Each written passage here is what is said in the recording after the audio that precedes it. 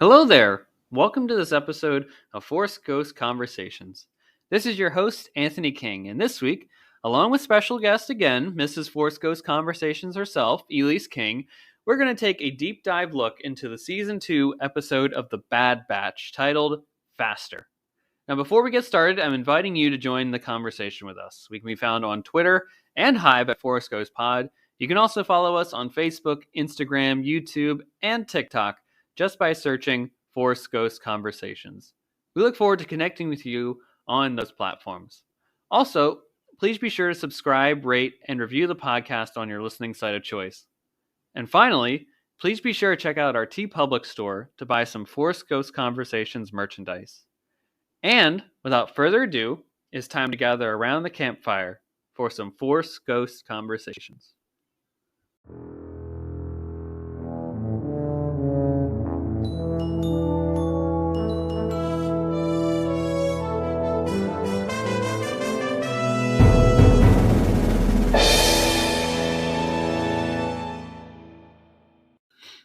All right, everyone, welcome back to another installment of Force Ghost Conversations. And boy, am I thrilled to bring you our exciting episode on the other side of this little short break here, where Elise King and I, Mrs. Force Ghost Conversations, are going to talk and discuss all aspects of the new episode of The Bad Batch titled Faster. Now, this is your spoiler warning at home. After this point, anything about the episode is fair game to talk about. So if you haven't watched the episode yet, go pause this podcast now, go to Disney Plus, and then watch the episode and then come right back to this point in time. You have all been forewarned.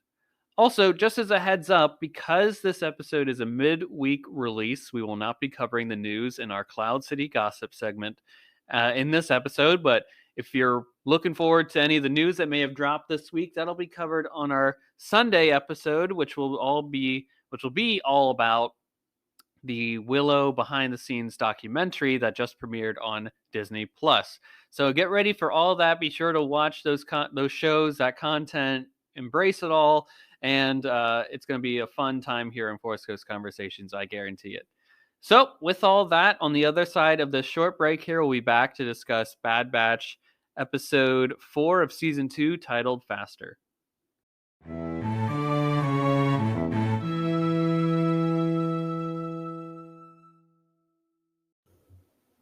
All right, everyone, welcome back to another installment of Force Ghost Conversations, and you already know the drill by now. You know who our special guest is for this episode. It's me! Welcome back, Mrs. Force Ghost Conversations, Elise King. How's it going? Not too bad, not too bad. Are you excited to chat more Bad Batch? Is that even a question? It is now. Yes, I am excited for Bad Batch. Good. Well, this is a special... it's an interesting episode, I guess, because... It's one of those fun ones of like, oh... Yeah, it just... The vibe was really unique compared to the rest of the season thus far. But it's playing into my overall predictions of the season. Yeah, what's that? Just that like the underground network, the shady side of business, and Sid, more importantly, are going to be important to the Bad Batch because this was some character revealing moments for her. Interesting. Well, we're going to get into all that, but I just want to talk about the vibe of the episode for a little bit here to start, to get our juices flowing. And to me, it felt like a singular story, and not necessarily a bad thing. It felt akin to like a Saturday morning cartoon that I used to watch, right?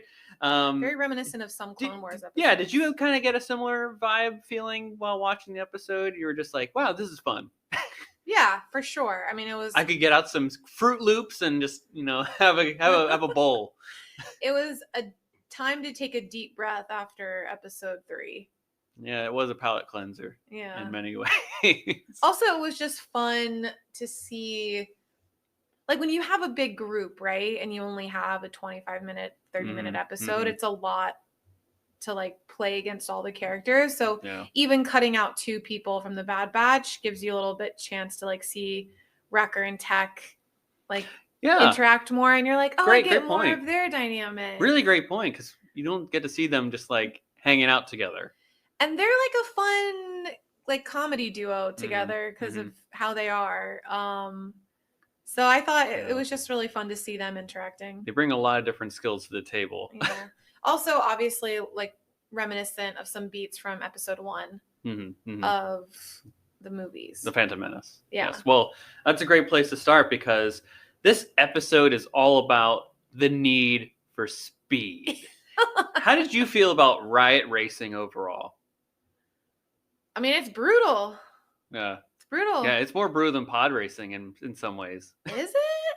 They're shooting those guns were like, they were shooting like, there was that sequence where those poor people watching got killed. That's true. But I mean, like, okay, yeah, in that respect, yes. But like in pod racing, you crash, you're done. Like, well, yeah, same. But that's why a lot of them were droids doing this. yeah, I think maybe. All right, yeah. I mean, it's brutal. It's brutal. Again, the crowd, people. I think it's just like racing in the galaxy is brutal in general. But this is like the down and dirty version, right? This is definitely more down and dirty. Like the Hutts had like some system going in place there with the pod races. Like, you know, the Hutts have representatives there, but they're not showing up themselves. Yeah. Jabba's like, he's godfathering this, or he's in the corner letting the puppet strings play out. Yeah. But Riot Racing is its own animal. But I liked that it was a course that can change, or like there's obstacles, you know, it's not just like get around the circle as fast as you can. Yeah. So that's cool. Yeah. It's entertaining. I liked it a lot. It was different than pod racing enough where it was familiar, yet it had its own unique style, rules, and feel to it.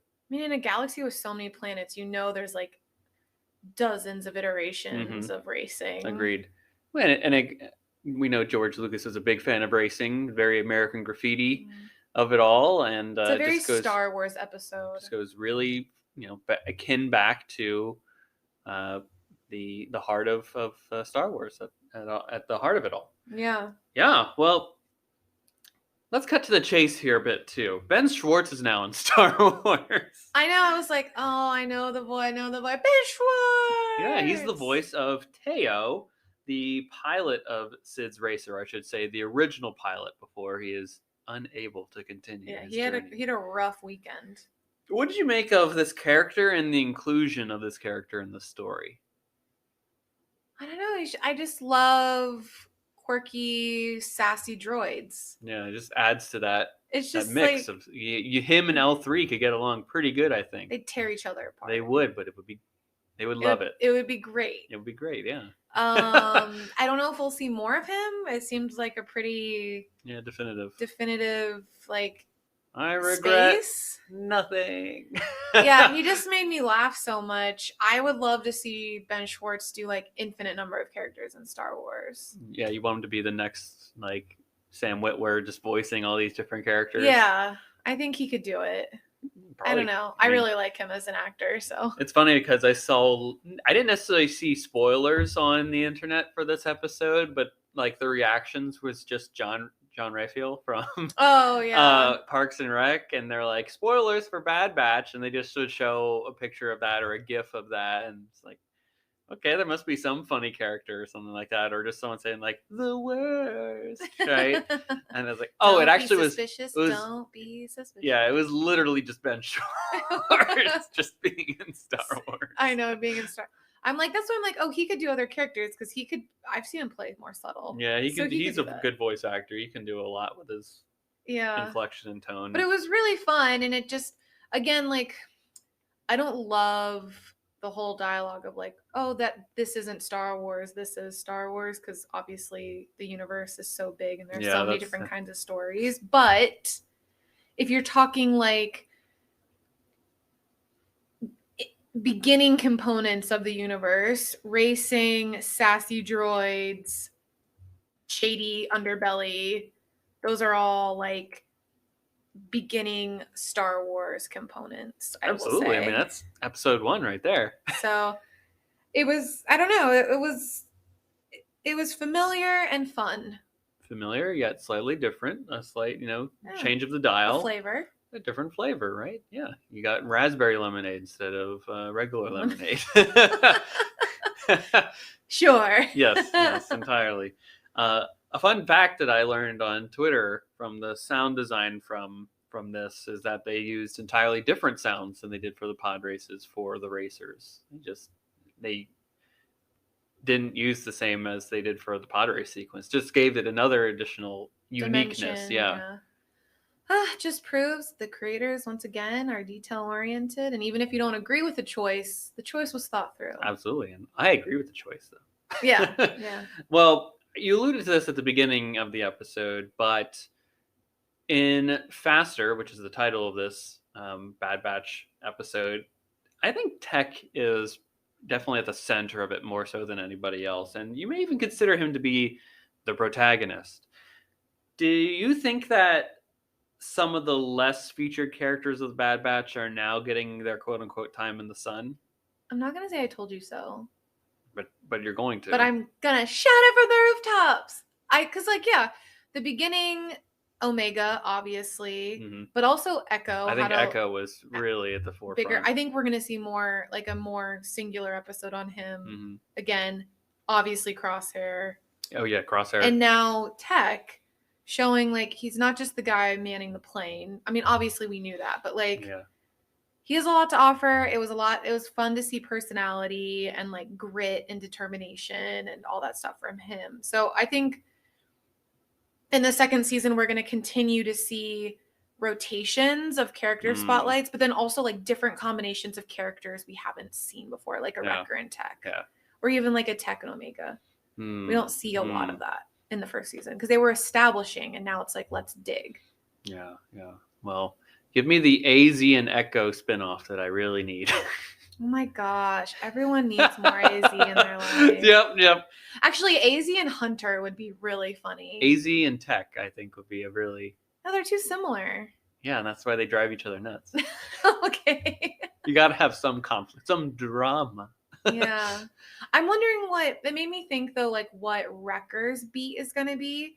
Because Wrecker in season 1 did have a little bit more. Well, his beat was certainly that Order 66, when the chip started working episode. And Hunter also had a pretty big beat in season 1. He was the carrying force. What does it mean to take on responsibility for someone else? And so I'm curious to see like how they're going to continue to develop. I honestly do not know for Wrecker. Like, he's such a fun character and obviously showed he cares for Omega, but like we haven't seen much more than he's silly. Yeah. Well, it would be a catch-22, wouldn't it? Because those are usually the episodes where something happens to a character, right? So it's like, do you want the red pill where that happens, or do you want him to stay in the side and just love him? If I can guarantee they all survive, I want. Well, if you can, but can you guarantee? No, because Star Wars tears our hearts out. They've proven it over and over again. Yeah. You said it right. I mean, golly gee, you get a little bit attached to Teo in this and then split in half because of a racer that goes off track. I mean, we'll just have to see, but I just like all the different character matchups because it obviously, when you match people up against someone new, it reveals more of themselves. Yeah, and this was pushing some of these characters to their limit. I mean, Tech had to find something within himself that he never really had to put to the forefront before. And shows that, like, at least from Omega's perspective, Sid is not just a person who gives them a job. She's in Omega's world. I mean, and she's just as flawed as any of them. Yeah, couldn't have gotten a bigger dun dun dun moment than at the end. Well, I mean, that's a great segue to my last question of discussion here, which is, what did you make of Sid's, maybe you put air quotes around this, but loyalty to the Bad Batch? It seemed to me like this episode was meant to maybe start laying down some seeds of letting the audience start to question their relationship when push would come to shove. I think you got that same vibe too, potentially, from both your prediction at the beginning and what you know have said to this point. But did this episode add to that thought process at all? 100%. Like either Sid's going to remain entangled with the Bad Batch, but she'll have to make a choice eventually of herself or for others, or they will untangle because she will make the wrong choice and it will be messy and there will be consequences. So I think, yeah, I think she's not going away anytime soon. Her importance has been established and there will become a crossroads. And will she choose poorly? She might. I mean, 100% might, or maybe like does and regret. I mean, there's 100 different combinations you could go with that, but I think this underworld is more and more important to not only the Bad Batch but the Resistance and what it means to fight the Empire. Yeah, it's an interesting thought process because it's clear that the Bad Batch doesn't want to like hang around Sid's forever.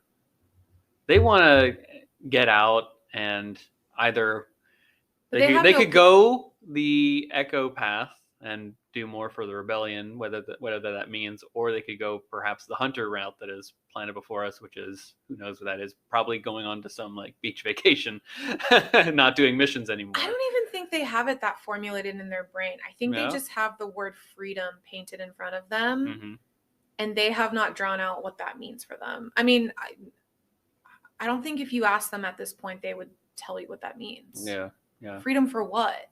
Freedom from what? From what? Why? Do you really think these clones are the kind of like, I want to land on a beach? And they're like, I want to keep Omega safe. That's not answering what freedom is. That's just saying you want to keep Omega safe. So I don't even think they know. Yeah. They just say, in their brains, we know from the first season, they're just like, this isn't honorable, quote unquote. So therefore, we can't do it long term. Well, I mean, that's I hope. I mean, that's going to be something that's going to be discussed, I think, throughout the rest of the season as they really decide what their purpose is in this post-Order 66 world. I think they'll be put in some tight corners that makes them define that. Yeah, because it doesn't look like Sid's going to stop with her seedy, dealings. So as more and more dangerous folk keep coming into their world. Also, the seedy, like her seedy connections are what are helping them survive. But that's what they need. Yeah, it's their life force in a way. But it's just like, what will she give up and put them at risk for? And for what reason? For what? Yeah. Why? Because for this one, it was to win a bet. It was for money. It was like a compulsion. And she was lucky that they have a moral compass where they're like, we just can't let her fester in debt. So it's like... Yeah, I mean, there's a lot of question marks, but I think it was like, in case you thought she wasn't important, she is. Yeah. In case you guys thought this was a filler episode, just remember, we're planting seeds here for something. A purpose. Always. Well, great, Elise. Did you have any kind of further thoughts, ideas, ruminations about this episode that you wanted to share with the audience at this time? No, it was a more contained episode. Yeah. So I think, just really excited for Wednesday. Yeah, very excited for the next one. Who knows what this next one's going to be about? And yeah, I thought it was just fun. That's my real word to just describe this episode overall. I had a blast, from the beginning, just laughing with it, having a good time, spending time with some I wouldn't say new characters, but with some characters that in situations and setting this Safa Toma that we've never seen before. And yeah, it was nice to have just some vibes similar to the Phantom Menace. That really just brought a warm face to my prequel-loving heart. I'm glad. Well, thanks again for coming on the show, Elise. Obviously, we know at this point you're going to be back next week to talk about episode 5 of The Bad Batch. Already? Hey, we're going to enjoy the ride. What did you tell me? We're going to enjoy the ride. You're right. The ride, exactly. This is just one fun ride all the way to the end of the season. Sure. Yes. Well, thanks again for coming on the show and for chatting Bad Batch. And I'm really looking forward to this next one. It's probably going to go right back into the serious stuff, but I'm ready for it. We'll find out. We're ready to get hurt again. Well, maybe some of us are. Well, Elise, thanks again for coming on the show. To those of you at home, thanks again for listening to this episode of Force Ghost Conversations. Be sure to share this episode and all of our, well, if you can, some of our previous episodes with your friends and family, acquaintances, maybe your friend at the office that loves Star Wars. Share the word. We really appreciate the support. And if you can, please leave a rating and review on your podcast site of choice. It helps us to beat the algorithm and become more recognizable among other Star Wars podcasts out there.